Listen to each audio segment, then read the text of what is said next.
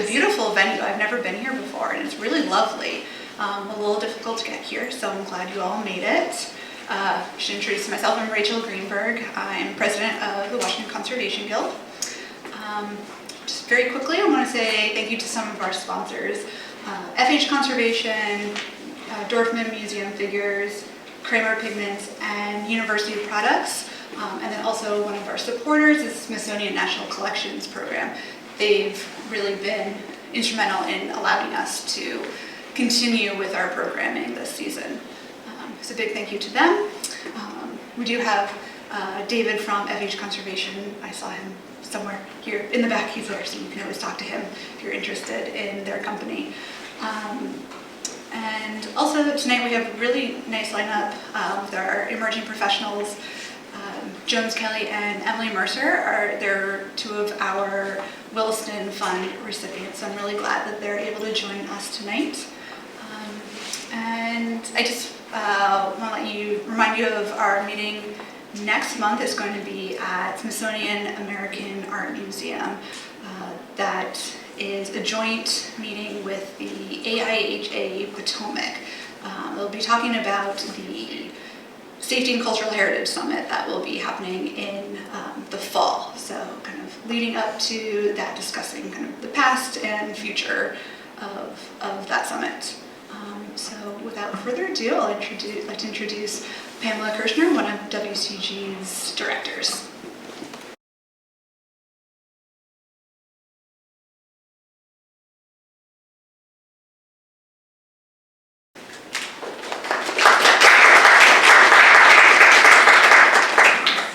Hi everybody. Emily Mercer is a 2015 graduate of the University of Mary Washington, where she received a Bachelor of Arts degree in Historic Preservation and a minor in Museum Studies. She held pre-program internships at the Chrysler Museum of Art and the Colonial Williamsburg Foundation in the Archaeology, Paper, Textiles, and Wooden Artifacts labs. Mercer is currently a third-year student at SUNY Buffalo State, where she is specializing in the conservation of photographic materials. While in graduate school, she held her first summer internship at Paul Messier LLC and her second summer internship in the Photograph Conservation Lab at the National Gallery of Art. She is currently completing her third-year internship at the Library of Congress in Washington, D.C. And I'd like to welcome Emily Mercer.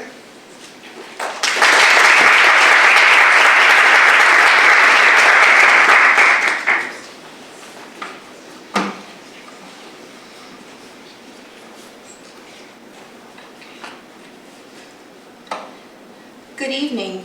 Thank you all for joining me while I discuss my ongoing research at the National Gallery of Art and Library of Congress. Tonight I will share what I have learned about the materiality of the coatings on Dorothea Lange's prints at the National Gallery of Art's collection. Dorothea Lange was born in 1895 in Hoboken, New Jersey. In 1918, she made her way to San Francisco, California, where she opened a portrait studio, which was highly successful until the Great Depression. During the Great Depression, she started walking around outside of the studio with her camera, and this is when she captured White Angel Breadline, a photograph depicting people with low incomes waiting for food. This was a defining moment for Lange. She went from a portraitist to a documentary photographer. During this transition, she met her second husband, economist Paul Taylor, who assisted in securing Lange's contract with the Farm Security Administration, or FSA. Through her work with the FSA and later during World War II for the Resettlement Administration, Lange became a prominent documentary photographer. Towards the end of her life, the Museum of Modern Art, or MoMA, invited Lange to put together a retrospective of her life's work. The show was titled Dorothea Lange and opened in 1966. The show included over 200 photographs dating from 1920 to 1965. She had chosen works which represented her time with the FSA, her family, and time spent traveling domestically and abroad.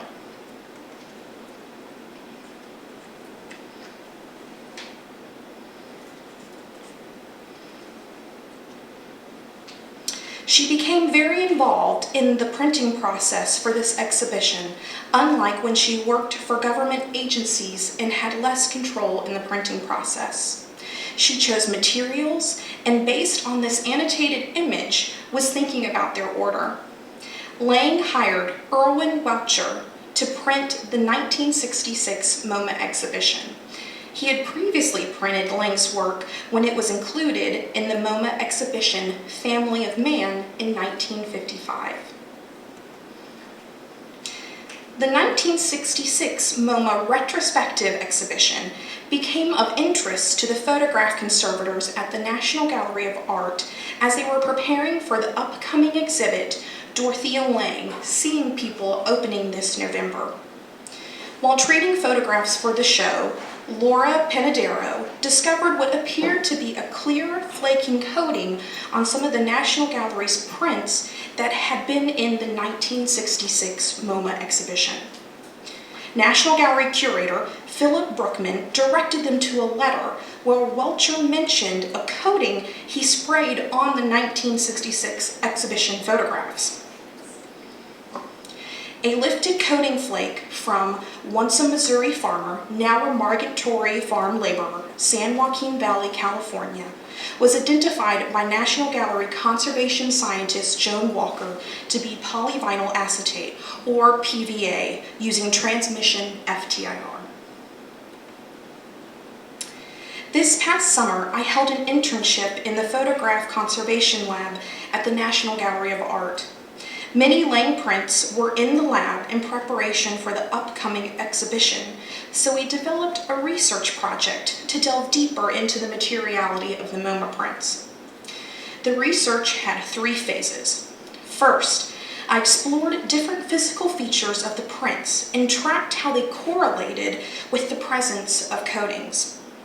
The second phase involved analyzing Lange prints with external reflectance Fourier transform infrared spectroscopy, or ER-FTIR.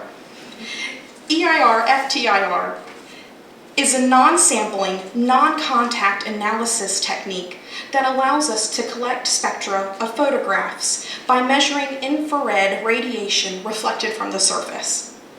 Then the third phase, creating known coating samples and comparing their ER-FTIR spectra to Lange prints. Some of the physical features I examined and recorded was the photograph glossy, semi-glossy, or matte? Were there margins, or had the photographs been trimmed? What was the texture like, and were there different studio stamps present? But did these physical features correlate with chemical differences in the prints? To continue exploring the coatings on these photographs, Joan and I analyzed additional prints from the MoMA exhibition to see if they were also coated. I will only discuss 4 today, but they are representative of the data obtained by Joan. A flake of coating from the print, once a Missouri farmer, now a migratory farm laborer, San Joaquin Valley, California, had already been identified with transmission FTIR. The coating was confirmed as PVA with ER-FTIR. ER-FTIR on a young girl in Ennis County, Clare, Ireland, also indicated PVA. Analysis on man walking down a country road from Canally Family Farm, County Clare, Ireland, did not have a coating. And when we performed ER-FTIR on Bad Trouble over the weekend, Steep Ravine, California, another coating was found, this time cellulose nitrate. While all of these prints were printed for the MoMA exhibition, they were not all coated with the same material. raising interesting questions about Welcher and Lange's working methods in producing these prints. Considering the diversity of materials and appearances noted in the Lange photographs, we also wanted to make and analyze known prints to help with the interpretation of data. This led to another aspect of my research project. I created samples with known coatings and included materials we would most likely see in 20th century silver gelatin photographs, therefore better identifying the materials used in the creation of Lange's prints in the collection and better understanding her working methods. In the in-house darkroom at the National Gallery of Art, it was used to create silver gelatin photograph step wedges. First, we chose materials. In the Welcher letter, he noted the 1966 exhibition was printed on a Kodak Contrast G, Polycontrast G paper. The closest thing I could get my hands on was Kodak's double-weight azo paper with a satin surface. But papers with matting agents would affect the appearance of the spectra, so for visual comparisons and spectral comparisons, we chose to include an Ilford matte and Ilford glossy paper. When it came time to choosing coatings, we knew we needed to choose coatings from Lange's era. Gowan Weaver's article, Commercial Coatings for Photographs in North America, 1950 to the present, in the Coating on Photographs, Materials, Techniques, and Conservation book, was going to provide a starting point. The goal was to include a range of synthetic polymer classes, application techniques, and number of coats to see the visual and analytical differences for comparison.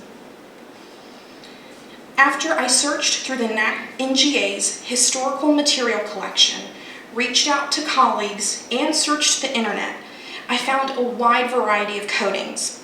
I tested aerosol sprays, including golden archival varnish, lacquer matte diamond clear, and lacquer matte flat.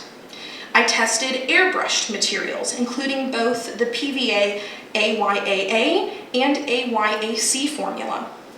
I included coatings such as Acrovar and Dualac, which, according to historic instructions, revealed that they could be rubbed or brushed on and were therefore tested accordingly. Rob Eckelroy, daguerreotypist and researcher, provided Kodak print luster, which was said to be historically rubbed on with cheesecloth. I chose to rub with PEG pad lint-free wipes to better ensure I would not disturb the surface and interfere with analysis. After the silver gelatin photographs were printed, we dry mounted them to archival mat board to stabilize them during coating. In the specular illumination images, you can see the visual differences between the coatings. Joan and I have begun taking ER-FTIR readings on the samples, but we are not finished. The next step includes interpreting the spectra from many samples and then comparing that spectra to Lange prints. This data and its patterns will allow us to better identify Lange's coatings and contribute to the understanding of her working methods. I would like to take this time to thank everyone from the National Gallery and Library of Congress who helped me with this research. Questions?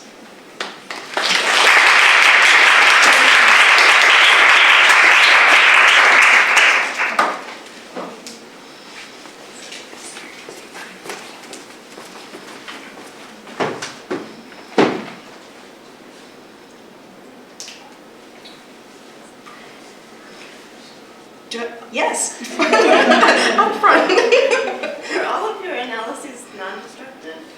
Yes, so ER-FTIR is non-destructive, and so that's why our field is trying to incorporate this technique so much. So unlike taking a sample, we don't have to physically touch the sample with this method.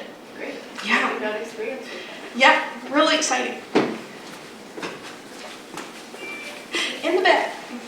Do you coatings have compromised the surface, like aesthetically, like they shifted towards that, and I'm trying to still be these conservators, so forgive me to ask the next question, which is like, could you take them off, these coatings, or is that like no way? So actually these photographs are in great condition. There could even be argument to say that they are potentially helping to preserve the photograph. So no, we would not want to remove these coatings.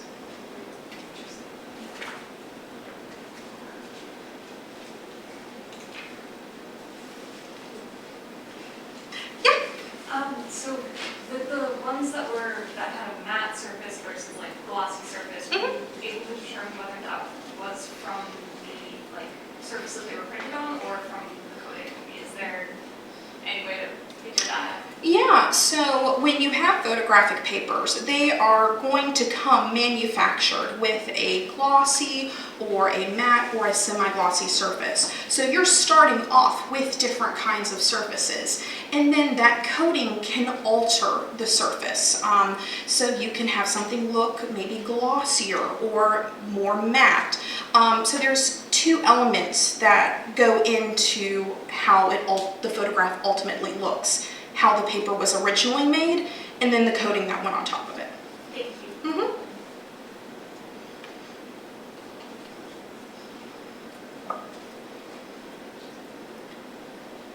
Excellent. Thank you so much.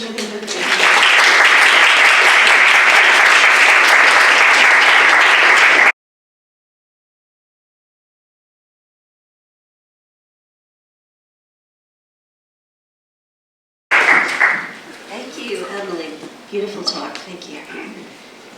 Katya Zinsli is originally from Arizona, where she studied art history and chemistry at Arizona State University. Her conservation experience began at the ASU Art Museum and the Hayden Library Preservation Lab in paper and book conservation, respectively.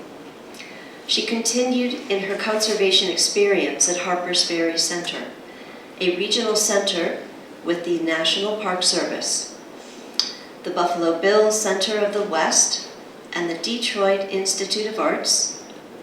Katya graduated with an MA and CAS in art conservation from the Patricia H. and Richard E. Garman Art Conservation Department at SUNY Buffalo State College in 2022, with a specialization in objects. After spending her third year of graduate school at the Smithsonian American Art Museum, she is currently the Lunder Conservation Fellow in Objects Conservation at SAAM and focusing on James Hampton's The Throne of the Third Heaven of the nation's Millennium General Assembly.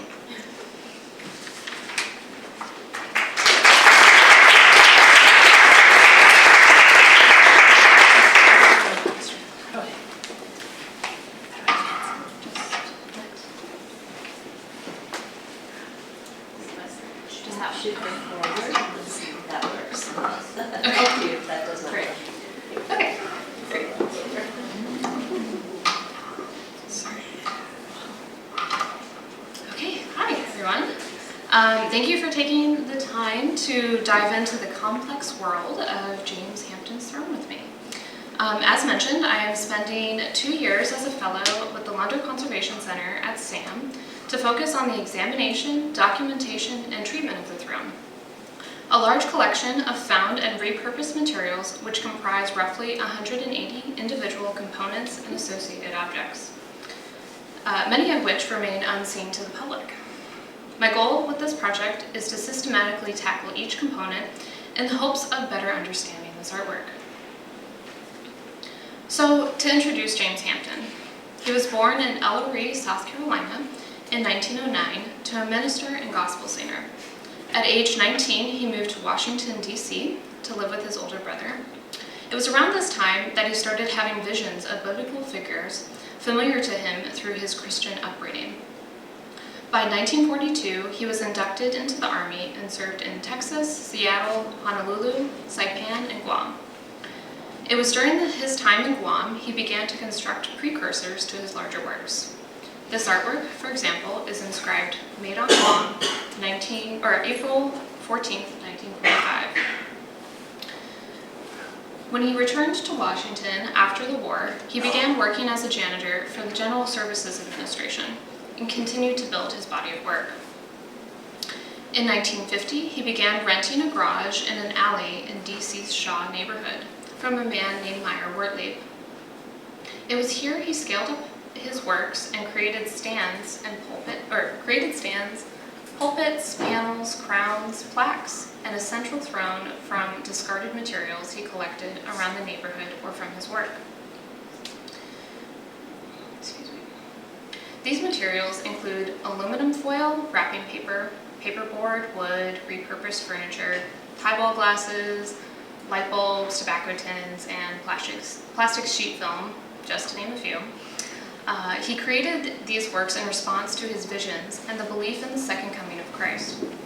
Although he apparently did not belong to any specific denomination, he drew inspiration from the book of Revelation, the last book of the New Testament of the Christian Bible, which describes the end of days in strong imagery.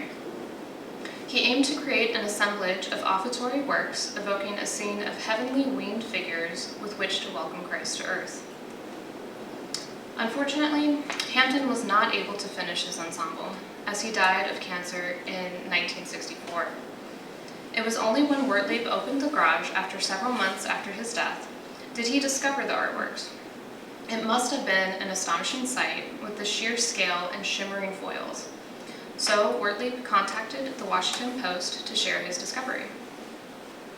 This caught the attention of Harry Lowe, the director of the museum at the time, who visited the garage and recognized it as an incredible example of visionary art and a testament to Hampton's dedication and craft. By 1970, the museum formally acquired nearly the entirety of Hampton's life's work. On view today in Sam's Folk Art Galleries is a portion of the throne, following his original layout. It is comprised of 63 objects, which is only about a third of the total number. He created the individual components in symmetry with one another, radiating from the center, with nearly each component having a counterpart on the opposite side. He split the works in half by naming those on the right after figures in the New Testament and those on the left after figures in the Old Testament. The actual throne lies at the center back on a raised platform and under a central panel with the words "Fear Not" inscribed above.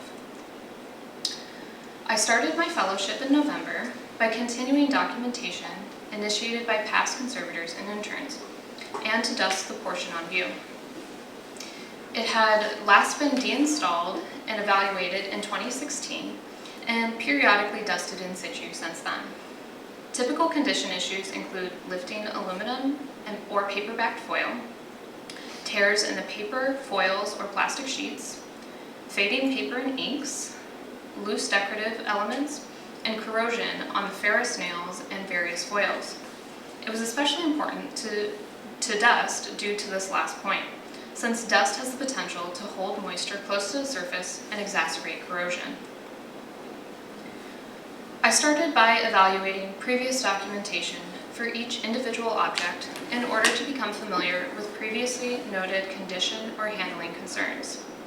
After examining the object, I compiled condition notes, treatment recommendations, and relevant information in Excel, followed by taking detailed photos of concerns or changes.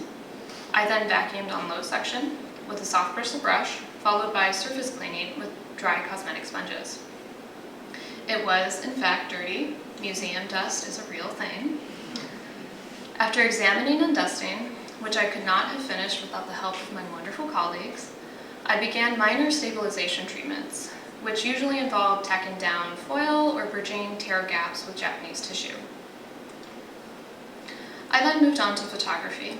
I was working in a temporary space in an uninstalled gallery, so I set up a portable backdrop and was fortunately able to turn off the lights. I organized my shot list by object dimensions in order to minimize having to reframe the camera. By mid-January, the work was completed and the throne was reinstalled. And I had this pile of dirty cosmetic sponges to show for it. This was practice for the larger task, examining and documenting the remaining 2/3 of the collection of objects, which have not been viewed for decades. Most of the works have been stored at Sam's off-site storage facility and are not yet cataloged, making the throne difficult to access and study. Luckily, a year of this project will be spent addressing this problem jointly between the museum's conservation and registration departments, as I am partnered with registration fellow Eliza McDonald. Though we are in the early stages of this endeavor, our workflow is as follows. As each box is unpacked, Eliza takes photos, dimensions, conducts a brief condition check, and assigns a temporary ID. I then examine the object and document it through a survey and photography. I will spend the remainder of this talk describing how I built my condition survey to tackle this problem. I'm sure many of you can relate, but I really try to avoid doing work twice. So I designed an examination survey with specific goals in mind and which could translate into any format necessary. I did not want it to take notes that I would then need to type up and remember the specific object. There are simply too many, and I needed to do my brain a favor up front. So what is the output I need from a survey? To better understand Hampton's production method and designs, and to establish a timeline, I wanted to extrapolate data from the survey. Online forms such as Microsoft and Google Forms are great because they link results to an Excel sheet and auto-generate graphs. I also needed to directly convert responses into a PDF to be attached to the object record in our database. However, it was important to have flexibility so I could edit my entries as needed. Google Forms was ideal because as long as I kept the response URL for each object, I could edit entries before exporting them. Another advantage to using Google is that I can generate pre-filled forms for objects of similar materials and design. This brings me to the information captured by the survey. Broad tombstone information identifies the object by the temporary ID, the box number, and begins to categorize it, i.e. a stand or plaque, etc. I then identify materials present in broad categories such as metals, glass, natural fibers, and polymers, which include checkboxes for typical materials found. Next, I have a section for common design elements Hampton employed to hopefully discern trends.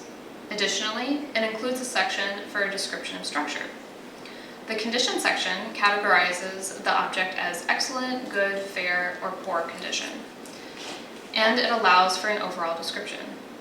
Condition issues are then broken down by location and the layer they affect, i.e. the primary support structure, subsequent layers, and surface or aesthetic issues. I can also upload related images and condition maps as necessary. I finished the survey form by assigning treatment priority with specific recommendations, including those for handling, exhibition, and storage. I also plan to photograph each object and provide space to recommend shots beyond normal light photography, such as ultraviolet visible fluorescence, reflected infrared, and X radiography. In the coming months, we hope to have a better sense of the trends he employed and to make the throne more accessible. It is truly an awe-inspiring work because the signs of Hampton's hand and experimentation with materials are so prevalent. We hope to learn much more through this survey by giving each object the time they deserve. So please stay tuned for future talks, as I will be involved with upcoming public programming at the museum, covering the throne, and I've only just scratched the surface here. Thank you to my colleagues and supervisors at SAM for your support, and to WCG for hosting this opportunity.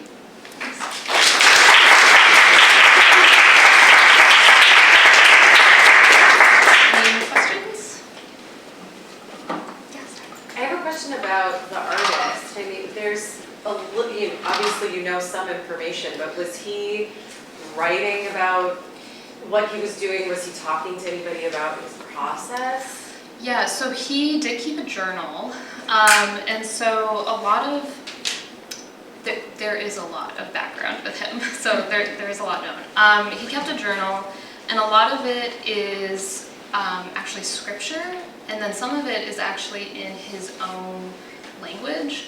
And so it's been dubbed Hamptonese, so he has this symbolic language that he has written in this journal. And apparently there has been some endeavor to try to figure out what it says, and like U.S. intelligence agencies can't figure it out. So, yeah, and he also kept a bulletin board. It was included in this presentation, and so that was sort of an insight to his working method, some of his inspirations. So there was a reference to Jerusalem, a pastor in the neighborhood that he was inspired by. But it didn't seem like he talked to many people about it. He's been described as a recluse. And I did read some mention, but it was unsubstantiated, that he potentially was talking with a church, or he wanted to approach a church to use the throne as like an educational piece, so for it to be actually used. So that, I'm not too sure about that, because yeah, he didn't talk to too many people about it, so yeah. But, yes? Is there a significant difference between the things that have been on you and the things that weren't? I mean, are you seeing sort of trends that way? I mean, it's maybe for later, but it's just interesting that so many of them weren't on you. So right. So there's two aspects to that. So a lot of the design elements are quite similar. You see repeated patterns throughout all of them, and so we've started to see that in the ones that are coming from the offsite storage, and they're all very similar. It seems like he was very consistent with his design elements. I wish I could show you like very specific ones, but that would take a lot of time. But another interesting thing is that so a lot of the papers that were used to be color. They were like construction papers, and so they are extremely faded. It looks as if he used craft paper, which isn't true, because some of the things that we're finding in the stored ones is actually bright green and purple. So that's exciting. In one of the photos that you saw, that was one of the original color photographs, there's this faint purple that you can see. So I don't know that any of that still exists, but we're hoping to find more. And so we're doing some color imagery measurements to capture that, because obviously they're very fugitive. So, yeah.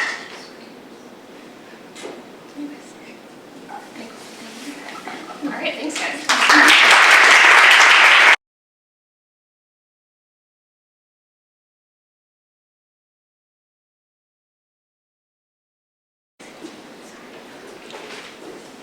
Kate Brugioni Gabrielli is a conservator at the National Air and Space Museum, NASM, Smithsonian Institution. She was formerly the Engen Fellow at NASM, where her treatment-based research focused on the reduction of iron staining from paint films. Prior to her fellowship at NASM, Kate was Assistant Conservator and Andrew W. Mellon Fellow in Sculpture and Decorative Arts Conservation at the Virginia Museum of Fine Arts. There she focused on the technical analysis and treatment of the historic arts of Africa, applying advanced training in instrumental analysis and delivering her research findings at international symposia and in various publications. Kate attended graduate school at the Conservation Center, Institute of Fine Arts, New York University, earning an MA in art history, archaeology, and an MS in conservation. She has worked at the National Gallery of Art, DC, Emory University, and the University of Denver, as well as on archaeological excavations in Italy, Greece, and France. Thank you, Kate.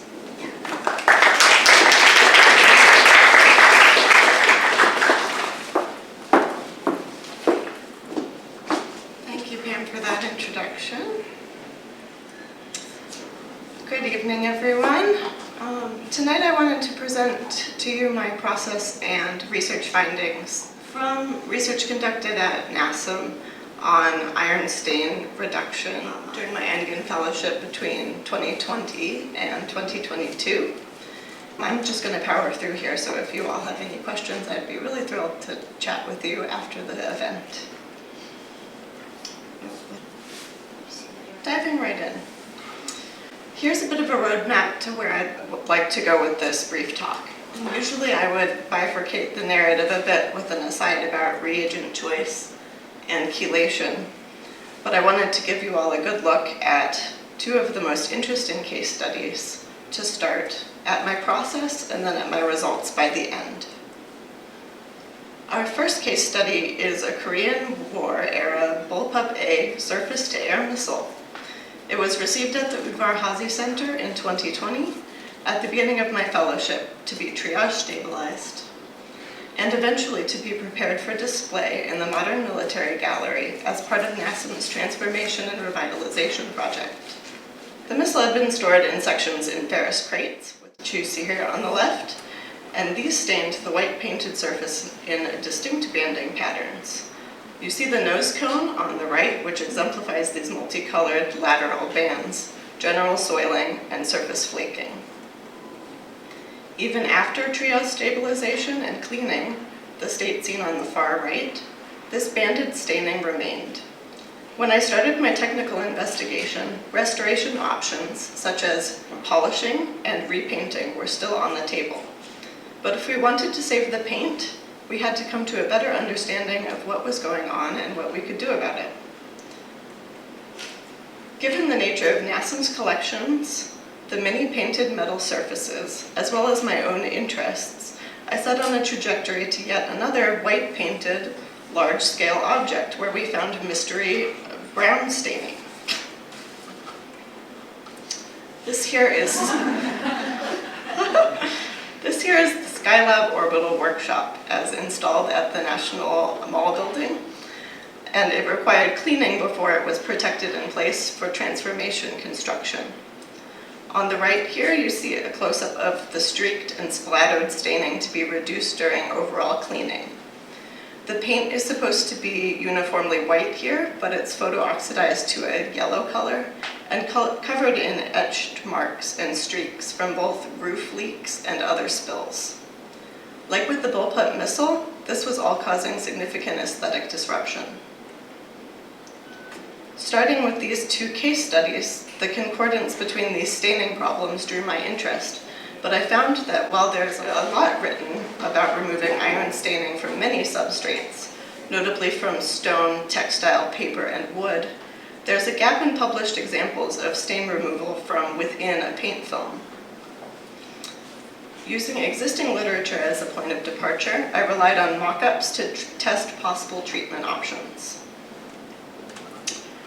The project began by determining the best method for staining the coupons, first off, before we could explore the best methods for removing said staining. In order to best mirror the substrate and stratigraphy of the Bullpup and its condition issues, we produced 30 coupons out of aluminum 2024, primed them with epoxy, and then painted with a historic alkyd formulation. The paint was confirmed to be compositionally very similar to that of the Bullpup missile, a synthetic polyester resin that was colored with titanium dioxide. After producing the coupons, we started the long process of testing different staining methods.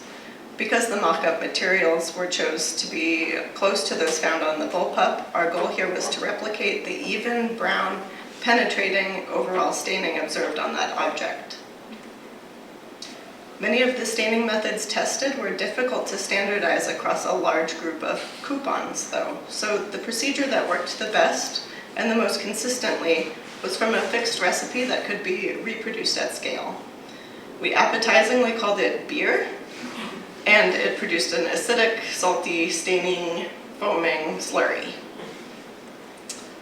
To start, I made up large batches of the beer here on the left and let the coupon sit in there for 4 months.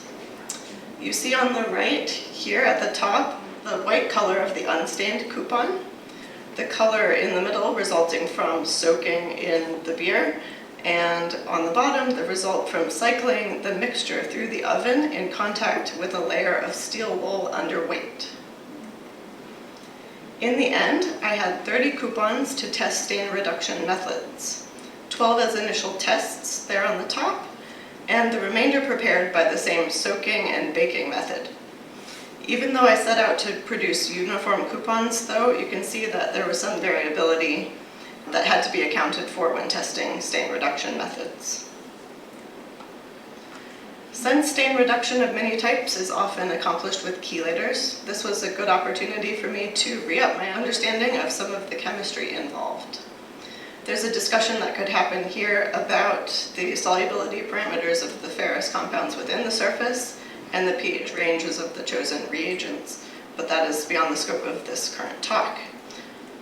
To succinctly illustrate what a chelator is, the word chelate comes from the ancient Greek, meaning crab's claw, and perhaps you can see why in the schematic on the left, showing a chelator molecule grabbing onto either side of a divalent metal ion, in red.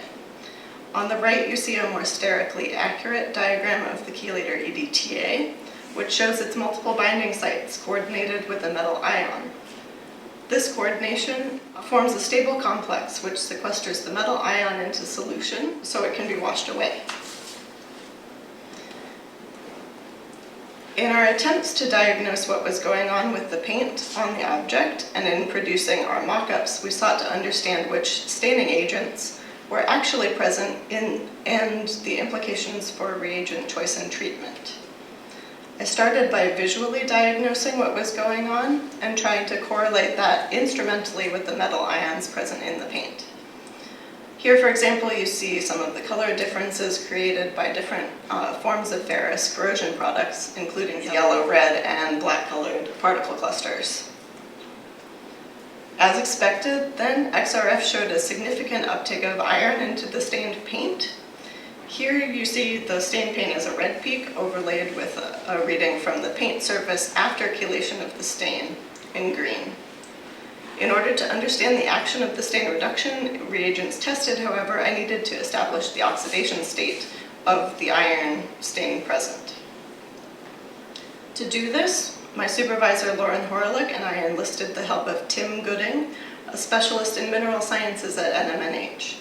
And he produced a number of beautiful images of the beer crystals using scanning electron microscopy. These images showed the presence of a large number of iron oxide and hydroxide structures. Dr. Gabriella Farfan, also at NMNH, worked with us to produce these lovely X-ray diffraction patterns and molecular models, which showed a mixture of grotite, magnetite, and lepidocrasite, iron oxides and hydroxides which were formed in the wet to dry oven cycle. This gives us a mixture of iron 2 and iron 3 to work with. With an understanding of the iron species present, I drew up a hypothesis as well as a list of principles to govern my choice of reagents and parameters for stain reduction.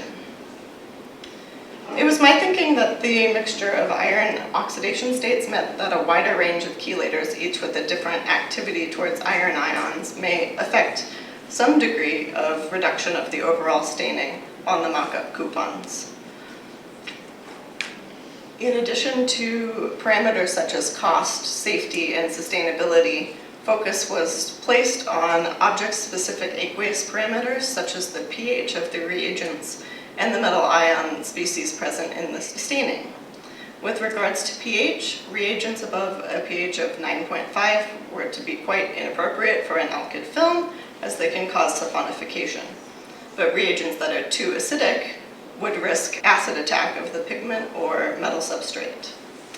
And as we raise or lower the pH, we may change the oxidation state of the metal ions in solution, which could create hydroxide ions and insoluble salts on the surface, making it difficult to chelate the deposits out of or off of the surfaces. And then there are other substrate effects which are concerning at extremes of pH, such as swelling, etching, and leaching. To identify a limited palette of appropriate pHs to test, I drew up a chart with the reagent activity in yellow and chose cross-sections of pHs that most reagents had in common, in red. This was done by cross-referencing literature values for dissociation constants and the preparations used in published treatments. On the right is a list of the reagents to which I had access for testing. Most of these have published precedents for use in conservation. So I chose both older and less expensive solutions, such as citric acid, but also tested some highly selective chelators that are used in medical applications, such as acetohydroxamic acid, and these were considerably more expensive. And although this was not explored at length, some commercial formulations, like your Rust-Oleums, were also effective in some applications. To keep the number of variables to a minimum, I kept the reagent molarity, application method, and clearance method the same. The variables were clearly the reagent type and the reagent pH as discussed, and the variability in the coupon surface, as I mentioned earlier. In the way of a brief tour around the stain reduction results, the most successful reagent was oxalic acid at pH 4.0. On the far left, you see before treatment of the coupon, half of which was masked off for comparison to the test swatch on the right of the slide. This result was interesting because in application to other media, oxalic acid is often considered to be aggressive. Many conservators have given me their impression that this treatment is old school. In application to the painted coupons, however, stain removal was effected without any etching or change in surface gloss. And these changes in color and gloss were monitored and quantified before and after using spectrophotometry and glossimetry. A close second in terms of consistent success was acetohydroxamic acid at pH 9.2. This is a medical chelator that has been tested and rejected for use in marble, so its efficacy for alkyd paint is notable. Also notably, this is the reagent and pH that was found to be most effective in the removal of the roof juice in the Skylab case study. My secondary results to report include the efficacy of these treatments in application to our case study objects. The banded staining on the bullpup was treated with 5% oxalic acid on both cellulose powder and tech white poultices. In the treatment documentation before and after on the left, and then after poulticing on the right, you can see a significant reduction in the iron staining from within the paint film. Although some surface modeling and banding remained on the warhead segment, the legibility of the surface has largely been restored, and the orange water-soluble paint was left undisturbed.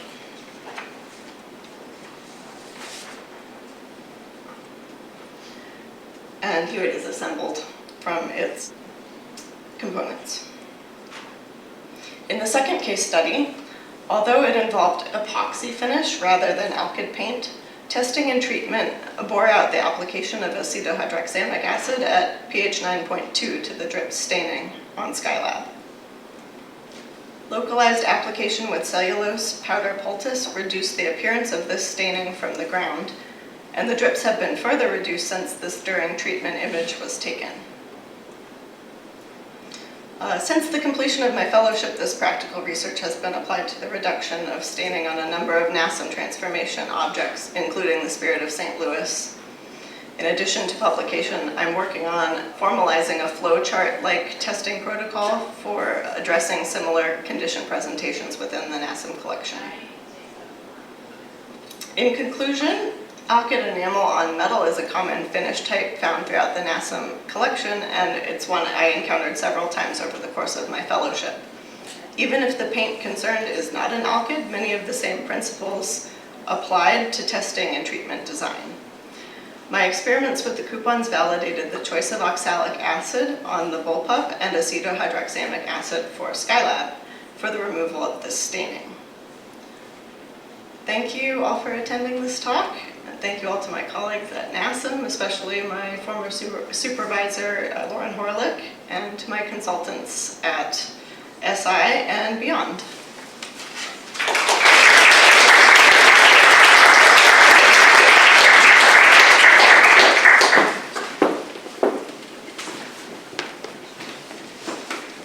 to keep.